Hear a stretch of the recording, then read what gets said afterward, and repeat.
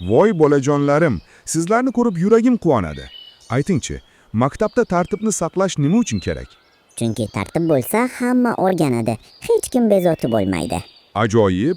Agar kimdir sizni urushsa, siz nima qilasiz? Urushmayman, tinch yo'l bilan hal qilaman, kechiraman. Juda aqlli javob.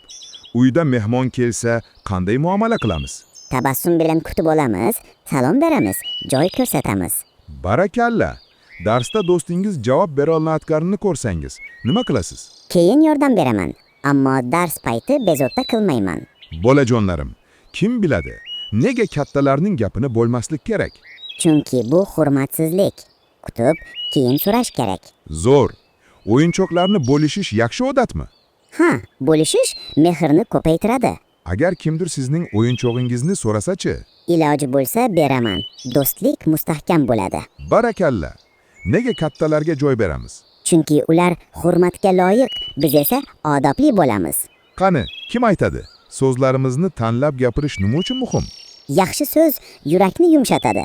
Yomon so'z esa xafa qiladi. Juda to'g'ri. Ustoz darsni tayyorla desa, nima qilamiz? Vaqtida tayyorlaymiz, sabr bilan o'qiymiz. Ajoyib. Bolajonlar, mehr nima degani? Bu yurakdagi yumshoqlik, boshqalarga yaxshilik qilishdir. Zo'r aytding. Kattalar bilan gaplashayotganda qanday ohangda gapiramiz? Sekin, hurmat bilan ovoz ko'tarmay. Juda yaxshi. Kimdir xato qilsa, nima qilamiz? Kechiramiz, sabr qilamiz, urushmaymiz.